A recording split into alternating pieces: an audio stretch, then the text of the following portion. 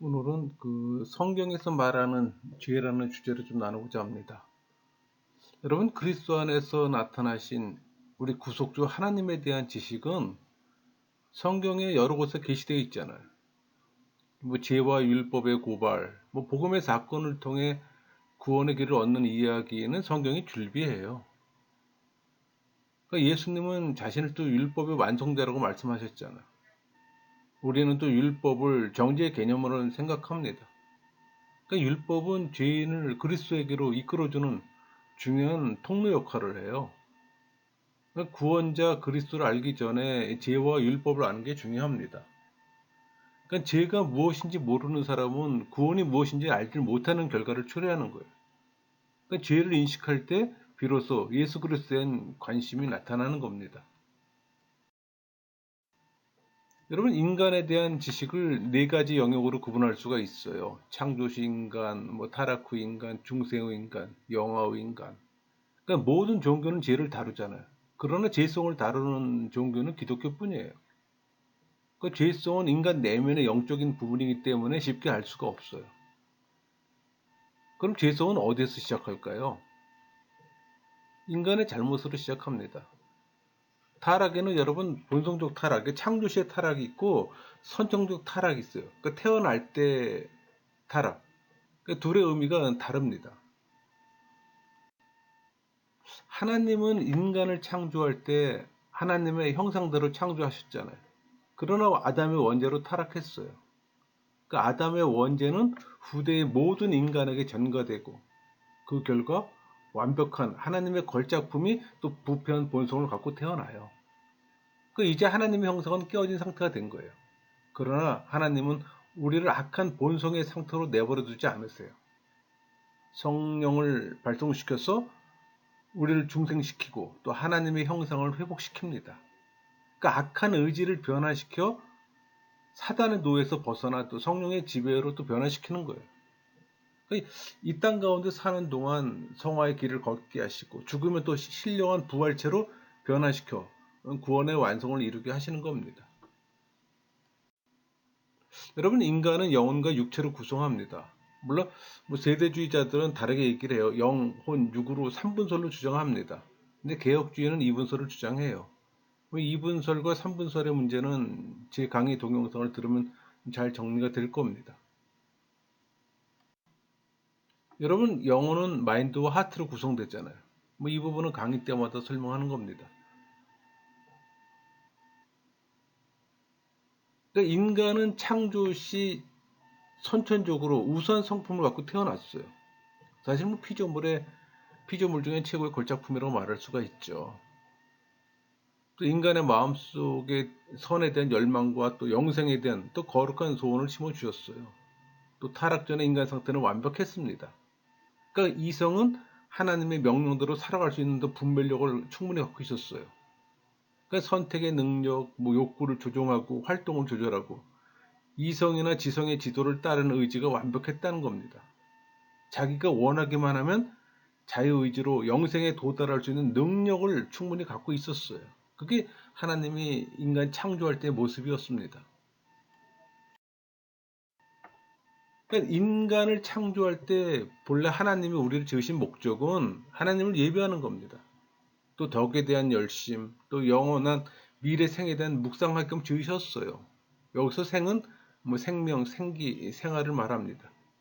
그러니까 이런 본래의 목적에서 벗어나 타락한 형상으로 변화되고 또 무능력한 능력자로 맹목적인 자기에만 있을 뿐이에요. 거기다가 망상적인 자아도취까지. 그러니까 하나님이 보시기에는 최악의 상태로 변해버린 겁니다.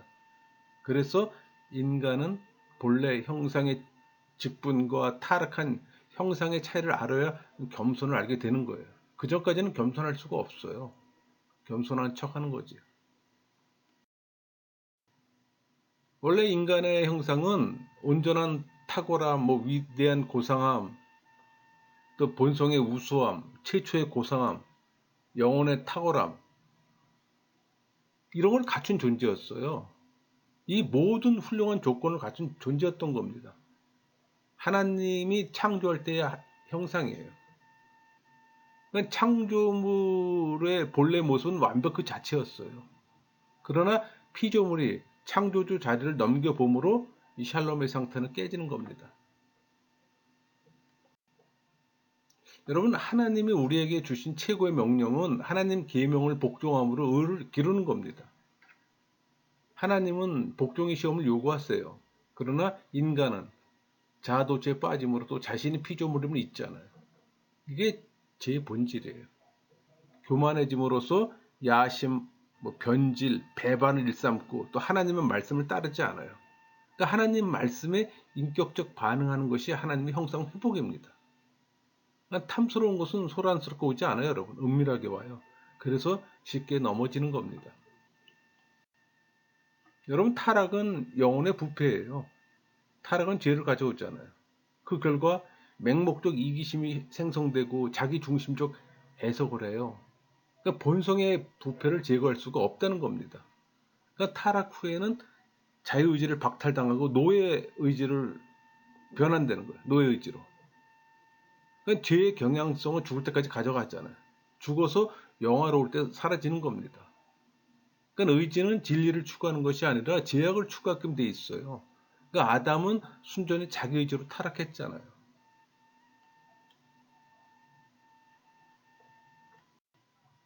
여러분, 에덴 동산의 선악과는 창조주와 피조물의 계약서입니다. 근데 피조물이 계약을 파악했잖아요. 여러분, 아담이 범죄하게 된 이유는 교만이에요. 그러니까 하나님이 주신 복에 만족하지 못하고 욕심 때문에 교만해지잖아요. 그 교만이 동기가 된 것은 사실이지만 성경은 불순종이 근본적인 범죄의 원인으로 또 지적합니다.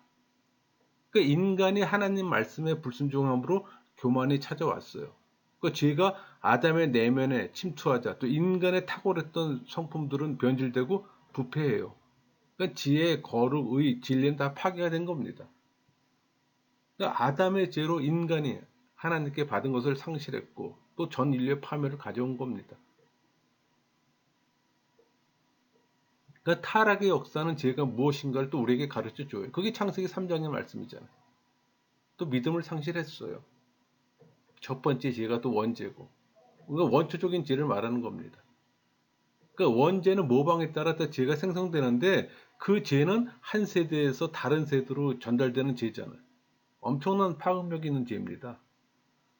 무지, 무기력, 불의, 허용만 가득해져요.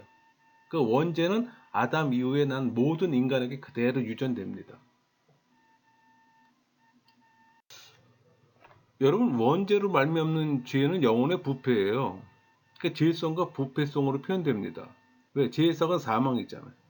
또 죄의 열매는 본성의 모든 부분이 삐뚤어져 있어요. 그 원죄의 바른 인식과 바른 해결 없이는 구원은 없습니다. 여러분, 술을 먹는다 안 먹는다의 자범죄 수준이 아니에요.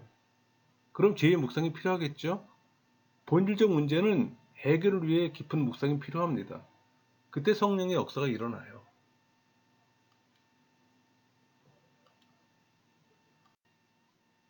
여러분, 인간 학문 중에서 최고의 학문이 철학이잖아요. 근데 철학에서 다루는 주제가 인식과 의지입니다. 의지는 영혼의 하트 부분이고 인식은 마인드 부분이잖아요. 결국 철학은 우리 영혼을 다룬다고 보면 되는 거예요. 왜? 이것이 모든 것의 기본이기 때문에, 시작이기 때문에. 많은 종교학자들은 죄 자체보다는 죄들을 이야기해요. 그러니까 본질을 보지 못한다는 얘기죠. 그러니까 죄의 문제는 성령세를 받아야 인식이 됩니다. 왜? 그때 성령의 역사가 일어나므로. 그러니까 죄의 문제를 해결하려 노력해요. 인간은 인식에 관심은 많으나 의지에는 무관심이에요. 사실 의지가 행동 주체인데. 그러니까 그리스도인들은 하나님 자녀처럼 살자고 말합니다. 진짜 그런 의지가 있는가? 없어요. 의지 문제를 생각하려면 죄의 문제 인식이 필요해요. 그러니까 죄들을 지우려고 노력해도 이 본질적 이 문제를 해결하지 못하면 불가능해요. 그러니까 죄 자체의 본성을 이야기해야 되는 거예요. 그러니까 죄에 대한 깊은 묵상이 필요한 겁니다. 설교도 죄에 대한 설교가 필요한 거고. 그런 사람들이 달라지는 거예요. 그래서 죽음, 심판, 죄, 하늘나라의 묵상이 필요한 겁니다. 근데 사람들은 불멸에 대한 생각을 안 해요. 그러나 불멸에 대한 생각 반드시 해야 하는 겁니다.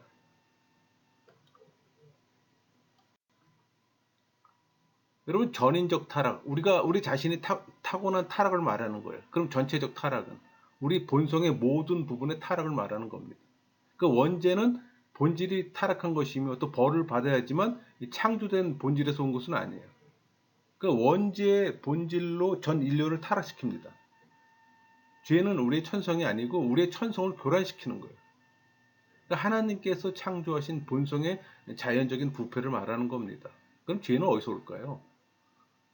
서두에서 불순종에서 온다고 말했습니다. 사단의 유혹으로 죄가 들어오고 사망이 이릅니다. 그 죄는 전거대 모든 이들을 죄인으로 만들고 또 그 죄는 시스템화돼요. 그 세상을 변질시킨다는 얘기예요. 사단의 지배하에 놓이고 어둠의 왕국을 형성하는 겁니다. 여러분 전적 타락은 전적 무능과 전적 부패를 가져와요. 이미지로 표현하면은 전적 무는 오므라진 캔이라면은 전적 부패는 찌그러진 캔이에요. 그 오므라지고 찌그러진 캔이 우리의 자아입니다. 그런 자아로 천국을 소망하기보다는 세속의 물질과 명예, 자랑을 추구하잖아요. 타락한 자의 당연한 모습이기도 합니다. 그래서 성령 세례가 필요한 거예요. 이 타락한 행위는 죄인이 어디로 가야 할 바를 모르는 이 무지한 맹인과도 같은 모습이에요. 그 원죄 해결 없이 자유의지는 없습니다. 전적 타락한 자, 자유의지가 노예의지로 바뀐 자예요. 성령의 역사에 자유함이 있는 겁니다. 여러분 자유는 하나님이 우리에게 주신 것을 지켜나갈 때 얻어요. 죄 가운데 자유함은 없습니다. 여러분 자유의지, 원죄, 노예의지, 중생 이 상관관계를 설명하면은 하나님이 주신 이 자유의지가 원죄로 인간 영혼이 모두 부패되었어요. 그러니까 자유의지가 원죄로 노예의지로 변환된 겁니다. 그러니까 중생에도 자유의지는 완전한 회복이 어려워요. 그래서 인간은 하나님 앞에서 비천함을 느껴야 합니다. 왜? 하나님의 것을 강탈했잖아요. 그래서 율법을 주셨어요. 그 비천함과 하나님의 것을 강탈의 문제를 인식하고서 늘 경계하게 돼 있어요. 그러니까 인간은 게으름과 평생 싸워야 합니다. 죄가 자유의지를 강탈했어요. 그러니까 교회를 오래 다녀도 변하지 못하면 육체의 경건에 들어가지 못했어요. 왜? 죄성과 싸우지 않기 때문에. 그러니까 새로운 본성이 되어야 합니다. 마음과 심령을 포괄적으로 사로잡아야 되는 거예요. 그러니까 갱생의 노력에도 태클이 들어오잖아요. 계속. 성령세례 받아도 계속 태클은 들어옵니다. 죄의 경향성 때문에. 그러니까 율법의 말씀으로 다스려야 되는 거예요. 그때 말씀이 필요한 겁니다. 그러니까 부패를 이해하려면 영혼의 기능을 알아야 죄의 활동을 이해하는 거예요. 여러분 자유의지, 원죄, 노예의지, 중생 다 모두 의지와 관계되는 겁니다. 의지의 변화 없이는 아무것도 변하지 않아요. 여러분 앞으로 여러분이 신앙인이라면 자유의지라는 말은 사용하지 마세요. 그건 철학자들이 쓰는 용어예요. 우리의 자유의지는 이미 노예의지로 변질되었기 때문에 아무 의미가 없어요. 선한 것이 없다는 얘기예요. 중생을 통해서만 회복이 가능해요. 그러니까 중생된 사람은 자유의지를 주장하지 않아요. 성령의 인도하심을 구하고 성령께 전적 의탁합니다. 자유의지를 의논하는 것은 종교인들이 철학적 사고를 말하는 것이지 신앙적, 성경적으로 말하는 건 결코 아니에요. 철학자들이나 종교학자들은 성령세례 받은 자들이 아니잖아요. 그 사람들은 학문적으로, 사변적으로 접근하는 사람들이잖아요. 여러분, 철학자들은 인간에게 자유의지가 있어 모든 일을 바르게 선택한다고 말하면서 또 인간의 행복은 전적으로 자유에서 나온다고 주장합니다. 잘못된 주장이죠. 여러분 자유의지를 알려면 인간 영혼을 알아야 돼요. 지성, 오성, 이성, 감정, 의지 모두가 중요한 인간론적인 요소인데 의지가 가장 중요합니다. 오성은 선악을 판단합니다. 사물을 이해하고 판단하는 능력이에요. 의지는 그것을 선택할 수 있는 능력. 그러니까 죄 아래 있는 인간의 오성은 하늘에 관해서는 전혀 모르잖아요. 죽었잖아요. 그러니까 타락한 이성의 힘으로 하나님을 알려는 것은 불가능합니다. 그러니까 오성의 명령에 따라 항상 귀를 기울이고 오성의 판단을 받아들일 욕망을 의지는 갖고 있어요. 그러니까 이성의 안내를 받는 하트는 딸 것과 버릴 걸 구별합니다. 그러니까 마인드가 선택한 것을 실현하도록 의지를 주셨잖아요. 그러니까 죄 아래 있는 인간의 이성은 우리를 바르게 인도할 수가 없어요. 그러니까 이성이 생각하고 계획하는 것은 모두 악할 뿐입니다. 인간의 이성이 근본적으로 이 부패했다는 사실을 잊어서는 안 되는 거예요. 여러분, 인간의 이성은 죄 때문에 중상을 입었고 의지도 비참한 노예 상태로 전락했어요. 그러니까 자유의지를 소유한 것이 아니라 노예 의지를 소유했다고 제가 몇 번 말씀드렸죠. 그러니까 인간은 타락한 성품에 끌려다니는 노예입니다. 죄로 인해 이성은 타락했지만 하나님은 여전히 인간성 안에 엄청난 선물을 남겨주셨어요. 그 선물은 은총입니다. 하나님을 아는 지식은 특별 은총이에요. 땅을 아는 지식은 일반 은총이고. 그러니까 성령의 은총이 아니면 의지는 악을 선택합니다. 그래서 성령의 지배를 받아야 하는 겁니다. 자유의지가 은총을 낳는 것이 아니라 은총이 자유를 낳아요. 시편 기자가 기도한 것처럼 우리는 매일 성령이 주시는 새로운 이해력을 구해야 합니다.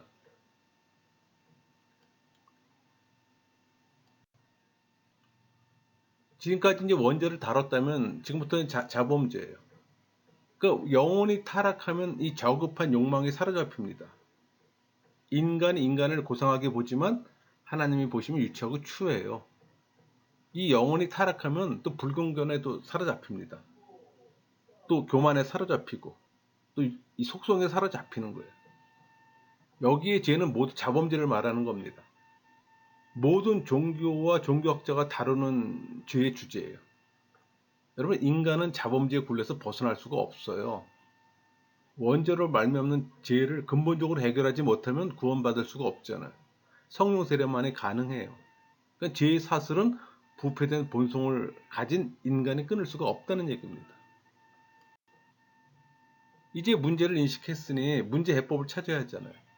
율법과 영적 지식과 복음입니다. 먼저 율법을 보면 율법이 없다면 죄를 지어도 죄가 무엇인지 모르고 방자하게 행동을 해요. 그래서 율법은 기준 잣대입니다. 그러니까 율법이 요구하는 형벌 때문에 사람들은 형벌이 무서워 악을 지어하잖아요. 회초리 역할을 하는 거예요. 또 율법이 제시하는 이 도덕법들은 우리가 순종해야 할 삶의 또 길잡이에요. 인간 생활의 기본법이기도 하고.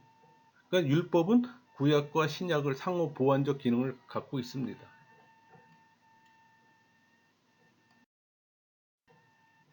여러분, 죄의 전염은 인간 형성의 잉태와 동시에 일어났어요. 그러니까 중생치 않은 사람은 일반 지식으로 하나님을 몰라요. 그러니까 하나님의 존재 인식, 이게 중생의 과정이 필요한 겁니다. 이 하나님의 부성적 사랑은 일반 은총으로 하나님을 알 수가 없어요. 하나님의 삶의 질서를 세우는 것은 자연법으로도 알 수가 있습니다. 사랑, 공평, 중용이에요. 그러니까 영적 지식은 성령이 조명함에 있어야 알 수 있는 특별 은총이잖아요. 여러분, 복음은 죄를 분석하고 깨달음을 줘요. 또 죄의 문제를 해결하기 위해 또 예수 그리스도를 설명합니다. 그러니까 예수 그리스도를 통해 해결점을 찾아야 하는 거예요. 찾았다면 본받아야죠. 정리하면 이 복음의 핵심은 죄의 언급을 통해서 죄를 인식하는 거예요. 또 예수 그리스도의 해결로 성령세를 받습니다.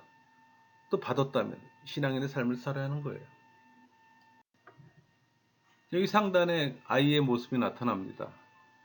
단계별로 표현된 거예요. 기일 때부터 서서 활동할 때까지. 여러분은 어느 위치에 있습니까? 그러니까 죄에 대한 인식을 말하는 거예요. 여러분이 죄에 대한 인식을 어느 정도 하느냐는 얘기예요. 또 하나님과의 친밀함의 정도는 어느 정도냐는 걸 물어보는 겁니다. 여러분, 죄에 대한 인식이 없다면 친밀함도 없을 것이고 구원도 없어요. 그러니까 죄의 인식에서 신앙생활이 시작되는 거예요. 죄의 인식을 통해 중생하고 회심하며 이 성화에 가는 여정에서 친밀함의 정도를 나눌 수가 있는 거예요. 여러분, 우리가 사는 세상은 죄에 대한 인식이 갈수록 희박해져요. 예를 들어서 혼전 동거, 동성연애, 간통. 그러니까 죄의식이 없는 곳에는 복음도 교회도 없어요. 죄인식이 약화되고 있는 이 시점이 교회의 위기입니다. 그러니까 교회 수적 성장보다는 성경적인 인간간의 파괴에 관심을 가져야 하는 거예요. 성경은 우리가 죄인이라고 말합니다. 죄에 대한 교리가 무시되면 또 성경의 권위가 떨어짐을 말하는 거예요. 그러니까 설교자가 강단에서 죄에 대한 교리를 빼고 성공주의 인생을 살도록 격려하면 복음주의 삶을 포기하는 겁니다.